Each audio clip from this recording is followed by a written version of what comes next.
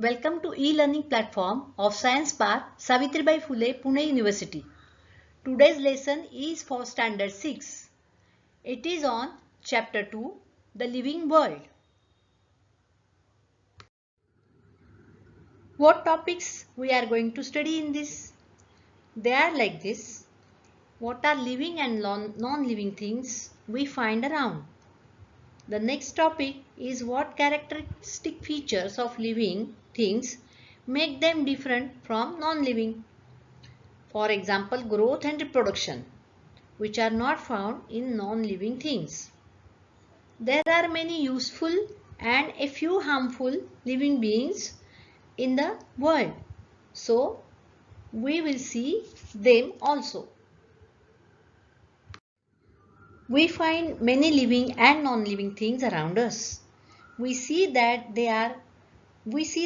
what are the features or characteristic features that are found only in living beings. Let us see. The first is growth. All plants and animals show growth, but the patterns are different in plants and animals. In animals, they show growth for a certain period of time in their life, and that time is their initial stage or early stage. You can see a cute puppy, chicks and a calf in this slide. They will grow into a dog, chicken and a cow.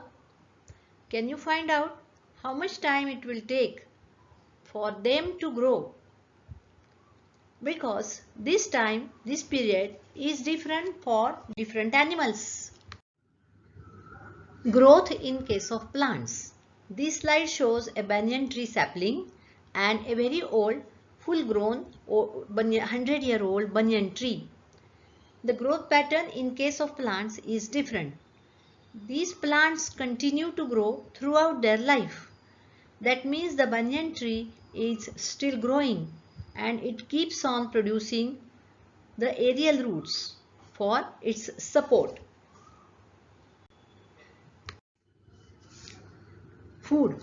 The second characteristic of living organisms is that they need food for growth. Animals eat different types of foods.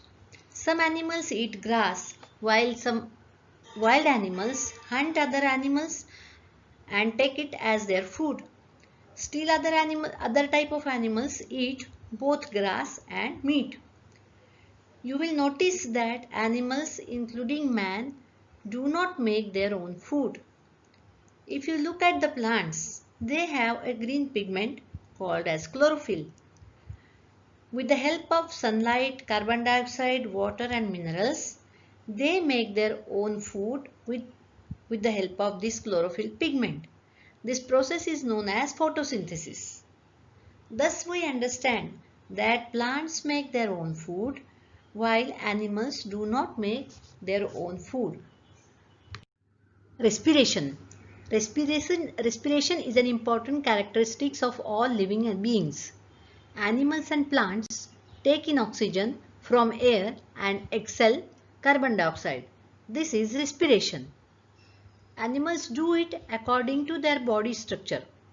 Fishes respire through gills. Frogs respire with the help of lungs and skin, both.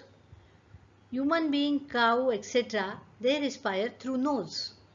In case of plants, they have microscopic pores called as stomata on their leaves and stems. They take oxygen through the small pores. Now, here are few animals and two plants. Can you name their organ of respiration? Try it. Excretion. A number of body processes take place inside the bodies of animals. Waste substances are formed during this.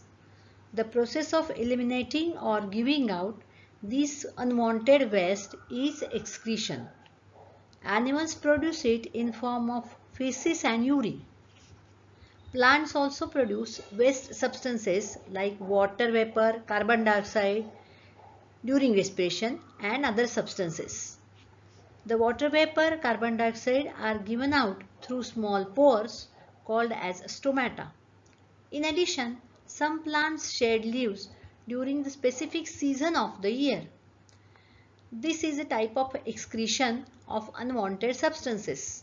Some plants give out a sticky substance from their stems known as latex or gum.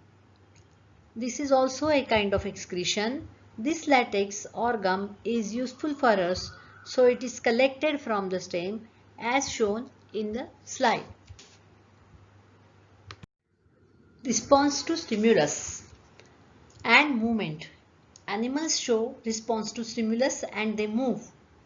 If you show some food or a piece of bread to any cat or dog and call him, it will come near to you. Plants can't. This is the response shown by that animal. Plants cannot move, but they show a different kind of response. A money plant or any creeper or climber recognizes the support, any kind of support, and it grows along with it. Plants grow towards sunlight. Both these things are shown in the slide. Thus, all living beings show some kind of response to the stimulus. Reproduction. All living animals reproduce. Some animals give birth to their young ones, or some others lay eggs. The young ones hatch out from the eggs. That is the way animals reproduce. Plants reproduce by producing flower, fruit and seeds. The seeds germinate and give rise to a new plant. Some plants reproduce by different methods. They can be regrown by putting a stem in the soil, like in hibiscus and rose. Some plants reproduce from their tuber or bulb, gladiola or sweet potato, while some others grow from stolon, like in case of mint. So these are the ways, different methods by which plants reproduce. Lifespan. All animals grow, reproduce and after certain period grow old, later on they die. Each organism has a definite lifespan. Plants also follow the same pattern. Now here is a list of some living things. You have to find out the lifespan of them.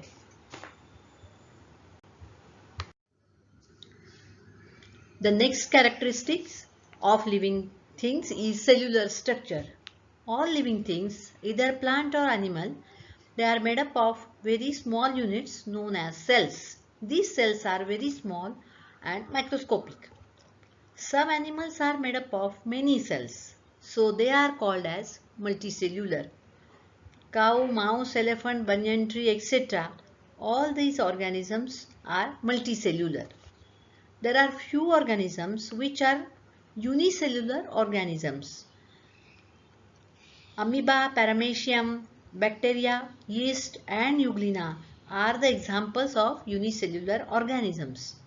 Their whole body is only one cell. So obviously these organisms are microscopic. So let us see these animals in the following slide. Unicellular organisms. These are some examples of unicellular organisms. They are actually very small in size, but here they are seen enlarged or magnified 600 times so that you will be able to see the details. The first is amoeba and the second is paramecium. These organisms live in water. So here are few more unicellular microscopic organisms in the bacterium. Staphylococcus is one more example of unicellular organisms, microscopic organisms. Bacteria are present everywhere in water, air, soil. Some of them are useful, some of them are harmful. Here is the bacterium. Name of it is Staphylococcus. In the first picture, the Staphylococcus is seen as it is seen under microscope, while in the second picture it is more enlarged so that you can see its 3D structure. Here are two more examples of unicellular organisms. The first is yeast, which you should be familiar with it. You must have heard the name because we use this yeast for making bread. These are unicellular organism. The second is Euglena, which is green in color because it contains chlorophyll and it is present in water.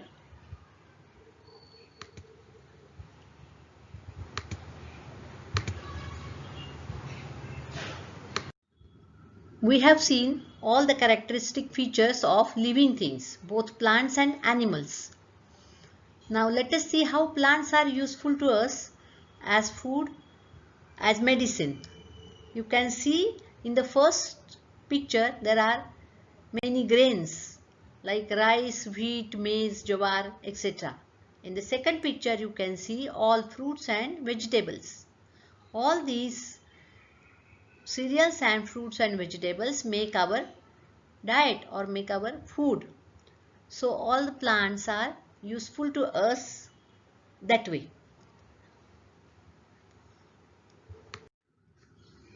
Animals are also useful to us for transport, food and other things. Animals provide us food like meat, milk, eggs, and also we use many animals for our transport and other purposes. The second picture shows earthworm, which is known as friend of the farmer because it provides us a good manure or compost.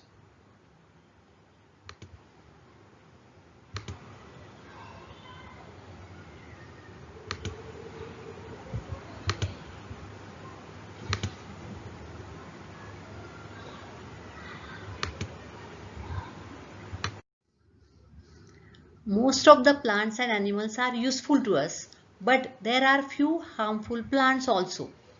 The first you can see in the picture is Cuscuta or Amarvale, and the second is Parthenium or Congress cover.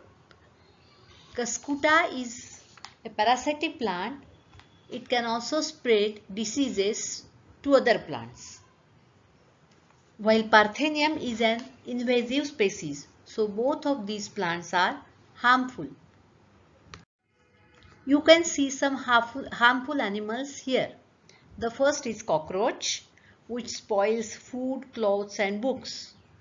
The second is mosquito, that is harmful because it spreads many diseases including dengue and malaria. The third is rat. Rat spoils many things like food and clothes. So all these animals are harmful to us. Here is a homework and 2 activities which you are supposed to do at home. The first question is make a list of 10 animals in your home and your surrounding. So you have to go out, find some animals outside and inside your house and make a list of them. And also you have to write which of them are useful and which of them are harmful. Question number 4 is again make a list of 10 plants providing us food, grain, fruits and vegetables. So you have to make a list of 10 plants which should include food, grain, fruits and vegetables. So write down all the answers in your notebook.